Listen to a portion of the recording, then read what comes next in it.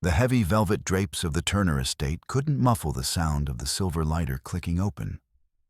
Ellison watched in paralyzed silence as her mother-in-law held a student's handwritten essay over the fireplace, the flame licking hungrily at the paper, where a child had finally dared to tell the truth. Outside, a black sedan sat idling at the edge of the driveway, the red glow of a recording light visible through its tinted windows. Ellison's husband stood in the doorway, his reflection in the hallway mirror showing a man who had already decided to look away. The next morning, the school gates were no longer a sanctuary. As Ellison stepped out of her car, a man with a face twisted by manufactured rage lunged from the shadows, his hands reaching for her throat while a dozen cell phone cameras rose in unison to capture the fall. A single anonymous envelope sat on her dashboard, containing a photograph of her own bedroom taken from inside the house. The message scrawled across her steering wheel was clear. "In this town, your voice doesn't belong to you, and the people who claim to love you are the ones holding the matches." The morning sun didn't so much rise as it did intrude. A sharp, clinical blade of light slicing through the heavy velvet drapes of the master bedroom. It caught the dust motes dancing over the sprawling expanse of the bed, illuminating the silver-threaded silk of the duvet that felt more like a shroud than a comfort. Ellison Turner lay motionless, her eyes tracing the intricate patterns of the crown molding. She reached out, her fingertips grazing the cool, unnerving smoothness of the sheets, searching for a warmth that had long since evaporated. The silence of the mansion was a physical weight, a pressurized vacuum that made her ears ring. But it didn't last. The rhythmic, metallic rap-tap-tap against the mahogany door frame shattered the stillness. It wasn't a request for entry. It was a rhythmic announcement of presence. Ellison Turner stood in the doorway, a silhouette of terrifying precision. She held a silver tray with a kind of rigid grace that suggested she viewed the act of serving as a form of tactical deployment. Her spine remained a frozen, vertical line, unyielding as she stepped onto the parquet floor. The sharp click of her heels against the wood functioned as a metronome, counting down the seconds of Ellison's allowed rest. "The day has already begun, Ellison," Evelyn said, her voice a dry rasp that carried the weight of a decree. Ellison sat up slowly, clutching a thin silk peignoir to her chest. Under Evelyn's pale, glacial stare, the vast room seemed to contract, the walls drawing inward until the air felt scarce. Evelyn set the tray down on the nightstand, the clink of porcelain against silver sharp as a gunshot, and watched with predatory stillness as Ellison took the first sip of coffee. It was bitter, scorched, but Ellison swallowed it anyway, her throat tightening as Evelyn's eyes mapped every tremor in her hands, every sign of the exhaustion she tried so desperately to mask. The older woman began to move, a slow, circling prowl around the bed. She reached out suddenly, her fingers cold and spindly as they caught the collar of Ellison's blouse. With a sharp, jarring tug, she straightened the silk, the fabric biting into the skin of Ellison's neck.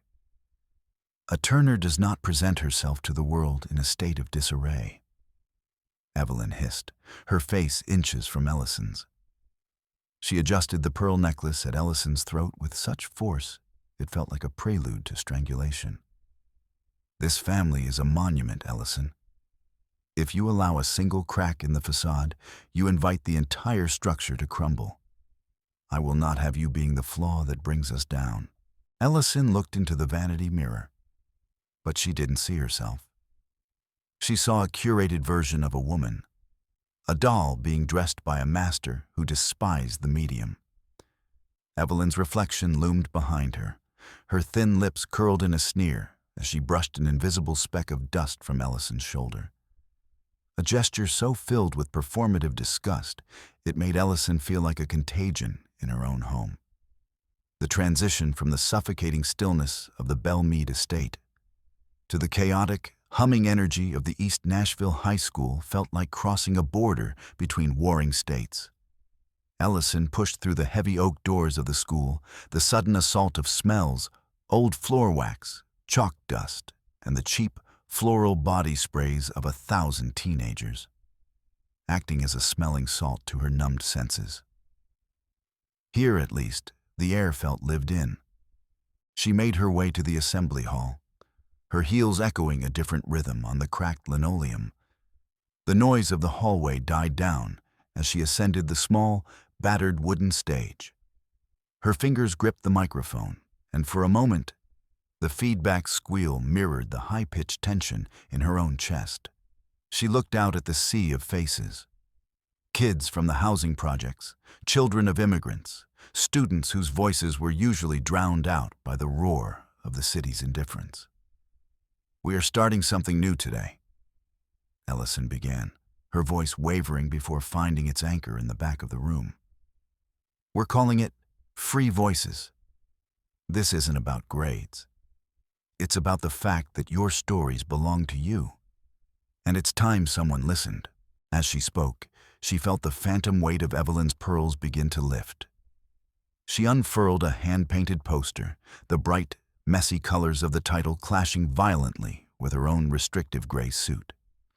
A few students in the back rows began to clap, a tentative, rhythmic sound that grew until it filled the rafters. For the first time in weeks, Ellison felt her heart beat with something other than fear. But the high was brittle. Later that afternoon, standing in the cramped, overheated sanctuary of her office, she pressed her phone to her ear so hard the plastic burned her cheek. "Mark, please, you have to talk to her," Ellison whispered, her eyes darting to the door. Her husband's voice came through the line as a muffled, distant drone, layered over the clinking of ice and the background chatter of a high-end steakhouse. "Ellison, I'm in the middle of a closing. Can this wait?" She went through my things again, Mark. The house feels like a tomb. I'm trying to do something meaningful here at the school, and she looks at me like I'm a criminal. She heard the distinct clink-clink of ice against glass, the signature sound of Mark's afternoon scotch. A heavy sigh traveled across the cellular waves. Mother has a certain way of doing things, Ellison. She's looking out for the legacy. Maybe if you stopped pushing these social experiments, things would be easier for everyone. Just tuck the ambition away for a while, okay? For me? The line went dead. Ellison stared at the black screen, the silence of the office suddenly feeling just as predatory as the silence of the mansion. The peace was shattered the following morning. Ellison was mid-sentence, explaining the power of the narrative arc to a group of 10th graders, when the classroom door didn't just open, it exploded inward. A man, his face a map of broken capillaries and raw fury, stormed toward her desk. The smell of stale tobacco and cheap whiskey preceded him like a physical blow. "You think you can fill my kid's head with this trash?" he roared, his voice thick with a jagged, unearned authority. He grabbed a stack of project flyers from her desk, his knuckles white, and hurled them into her face. The paper edges nipped at her skin like tiny teeth. Teaching them to question their betters? To talk back to the people who provide for them? You're a poison lady. Ellison backed away until the cold, hard surface of the chalkboard pressed into her spine. The students were statues, frozen in their seats. The man leaned over her desk, spraying spittle as he shouted about liberal agendas and the sanctity of the family unit. Ellison watched a bead of sweat roll down his temple, her mind flashing to Evelyn's cold, calculated warnings. This wasn't just a random outburst. It was an echo. The man was eventually ushered out by a bewildered hallway monitor, but the violation lingered. Walking to her car that evening, Ellison felt a prickle of unease on the back of her neck. She slowed her pace near the fire exit, her eyes scanning the shadows. A man in a nondescript navy baseball cap was leaning against the brickwork, ostensibly focused on his phone. As Ellison moved, he moved. The rhythmic slap-slap of his rubber-soled shoes followed her. When she turned sharply, he didn't look away. He raised his phone as if taking a call, but the lens was angled directly at her, the steady red light of a recording indicator gleaming like a cyclopean eye. She saw the thin wire of a concealed earpiece snaking into his collar. He wasn't a parent, he was an observer, a professional. She fled into the safety of the school's main office, her breath coming in ragged hitches. The realization that she was being hunted in her own life, by her own family's resources, turned the air in her lungs to lead. Returning to the estate offered no sanctuary. She pushed open the door to her private study and stopped dead. The room had been turned inside out. Folders lay like wounded birds on the rug, their contents spilled and trampled. Evelyn was sitting in Ellison's leather armchair, her posture perfect, slowly turning the pages of Ellison's personal journal. She didn't look up as Ellison entered. Her thin, aristocratic fingers were busy smoothing out a crumpled letter Ellison had kept from her aunt, the only person who had ever told her she was enough. "The locks on these drawers were remarkably flimsy, dear," Evelyn said, her voice a calm, terrifying melody. "A metaphor, I suppose, for your own character." She dropped the journal onto the floor with a dull thud and stood up. She walked toward the fireplace, where a low flame was already consuming a stack of papers. Ellison realized with a jolt of horror that they were the first draft essays from the Free Voices project. The raw, honest words of children who had finally trusted her. "No." Ellison lunged forward, but Evelyn's hand shot out, her grip on Ellison's elbow like a steel manacle. "This is filth, Ellison. Subversion disguised as education." Evelyn held the last notebook over the flames, watching it with the detached interest of a scientist. She let go. The paper blackened, the edges curling into ash that smelled of burnt ink and betrayal. Evelyn took the brass poker and stirred the embers, ensuring every word was reduced to gray flakes. The sparks reflected in her eyes, dancing with a cold, triumphant light. Ellison sank to the floor, the heat of the fire mocking the sudden, deep chill in her bones. She found Mark in the library later that night. He was staring at a spreadsheet, the blue light of the screen washing the color from his face. "She burned them, Mark. She broke into my study and burned my students' work. You have to do something. You have to stand up to her." Mark didn't look at her. He didn't even blink. "You're being hysterical, Ellison. Mother told me you've been neglecting your duties. She's worried about your mental state. Honestly, I am too. This obsession with these people. It's becoming an embarrassment." He stood up, the chair scraping harshly against the floor, and walked out without another word. The sound of the door locking behind him was the finality of a prison sentence. The next morning, the assault became institutional. Ellison arrived at school to find the director, a man who usually smelled of peppermint and indecision, sitting behind his desk with a look of profound misery. "The board has met, Ellison," he said, refusing to meet her eyes. He tapped a stack of papers. "Your curriculum for Free Voices has been revised. We're calling it Foundations of Radical Sociology now. It's been moved to an elective slot that doesn't exist in the current schedule." "Revised by whom?" Ellison asked, her voice trembling. "The donors have concerns. Lord Hamilton was quite vocal. And your mother-in-law? Well, her foundation provides the library's entire digital budget." He finally looked at her, his face a mask of sweating cowardice. "I have a mortgage, Ellison. I can't fight the Turners." She tried to log into her computer to salvage the digital backups of the kids' work, but the screen remained a mocking, blood-red rectangle. Access denied. The system administrator, a man she'd shared coffee with for 3 years, walked past her window and stared straight ahead. The physical world caught up to her in the school parking lot. The gravel crunched behind her, and before she could turn, a hand clamped onto the strap of her leather satchel. It was the man from the classroom, the father. He smelled of old smoke and desperation.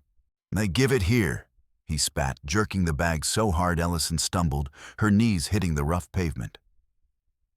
"I know you've got my boy's writing in there. I'm not letting some high society bitch tell him he's a victim." He raised a fist, his face a distorted mask of rage, and for a second, Ellison saw only the shadow of the blow. But the impact never came. A grunt of effort, the sound of meat hitting meat, and the man was spinning away, his wrist locked in the grip of a school security guard. "Get out of here," the guard growled, his voice a low rumble. Ellison scrambled to her feet, her breath coming in jagged gasps. She didn't wait for thanks. She drove home in a blur, her hands shaking so violently she could barely hold the steering wheel. The house was silent when she returned, but it wasn't empty. As she passed Evelyn's office, she saw the wastebasket. Piled high in the woven leather bin were scraps of paper, thick, cream-colored stationery. She picked one up. The handwriting was unmistakable. It was the same jagged, right-leaning script she'd seen in her journal, but the words were the ones the angry father had screamed at her. Liberal poison. Proletarian filth. Evelyn hadn't just influenced the parents. She had scripted their rage. Ellison slipped into the office, her heart a drum in her ears. She found the desk drawer unlocked, a calculated taunt. Inside were the drafts of the anonymous letters sent to the school board, each one detailing Ellison's unstable behavior and radicalization of the youth. The Turner family crest was embossed at the top of the scratch pads. "Looking for something, dear?" Evelyn was standing in the doorway, her dark blue dress making her look like a bruise against the white trim of the hall. She didn't look angry. She looked satisfied. She walked over and took the paper from Ellison's hand with a delicate, mocking grace. "Reputation is the only currency that matters, Ellison. You were spending ours. I simply closed the account." "You're sick," Ellison whispered. "I am a Turner," Evelyn corrected. "And you are a guest who has overstayed her welcome." The following Monday, the axe fell. The director handed her a formal notice of suspension. The reason? A pattern of erratic behavior and parental complaints. On his desk sat a letter from the Turner Foundation, subtly mentioning the withdrawal of all future grants if the Ellison problem wasn't resolved. She went to Mark one last time, finding him in the library. She threw the drafts of the anonymous letters onto his lap. "Look at what she's doing. She's destroying my life, Mark. She's lying to the board." Mark looked at the letters, then at her. His face twisted into something ugly, something weak. "I told you to stop, Ellison. You brought this on yourself. You're embarrassing me in front of the partners. Just sign the damn resignation, and maybe Mother will let us stay in the house." He stood up and shoved her aside, his shoulder hitting hers with enough force to send her reeling. He walked out, and a moment later, she heard the heavy clunk of the front door's new deadbolt. Evelyn was waiting in the hall, a set of shiny new keys in her hand. "For your own safety," she said, her voice a silk ribbon around a throat. "Until the hearing." Ellison was a prisoner. She sat in her room, watching the red eye of the security camera blink in the corner, listening to the muffled sounds of Mark and Evelyn laughing over dinner below. They were discussing the menu for the parental unity night at the school. the night they would officially bury her. The night of the assembly arrived with a cold, insistent rain. Evelyn entered the bedroom without knocking, tossing a black crepe dress onto the bed. It was a somber, heavy thing, looking more like a mourning shroud than an outfit. "Put it on," Evelyn commanded. "We are going to show the community that we are a family. You will sit, you will look appropriately repentant, and you will let me handle the talking." Mark escorted her to the car, his hand a vice around her elbow. He leaned in close as he buckled her into the back seat, the smell of his cologne thick and stifling. "One word out of line, Ellison, and I'll have the commitment papers signed before midnight. Don't test me." The school hall was a furnace of hostile energy. The fluorescent lights hummed with a sick, yellow glare. As Ellison was led to the front, she saw the board members, men and women she'd worked with for years, looking at her with the cold, detached interest of jurors at a hanging. Evelyn took the stage, and the room fell into a worshipful silence. She spoke of tradition, of the burden of leadership, and then, with a voice that cracked with performative grief, she spoke of Ellison. "My daughter-in-law is a troubled woman," Evelyn said, her voice amplified until it shook the very floorboards under Ellison's feet. "We have tried to help her, but her delusions have taken a turn that threatens the safety of our children." She produced a document, a medical report with a forged signature, and read from it. "Cognitive dissonance, emotional instability, unfit for the classroom." A man in the third row stood up, his face red. "We don't want her near our kids. She's a freak." The room erupted. The word "voiceless" had been replaced by a rhythmic, terrifying chant. "Out! Out! Out!" The sound was a physical wave, pushing Ellison back into the shadows of the stage. Mark grabbed her, pulling her behind the heavy velvet curtains, his fingers digging into her skin. "See what you've done?" he hissed. "Stay here and shut up." Evelyn was now reading from Ellison's private journals, twisting her words of hope into manifestos of hate. The crowd was a mob now, fueled by the polished lies of a woman they considered a saint. Ellison looked at the front row, where her students sat. They were small, terrified, their eyes fixed on the floor. They weren't fighting for her. They were drowning in the same fear she was. Evelyn turned toward the curtains, a thin, triumphant smile playing on her lips. She pointed toward the side exit. "The Turner family can no longer support this woman. She is dead to us." The cameras of a dozen smartphones rose in unison, their flashes blinding Ellison as she stepped out from the curtain.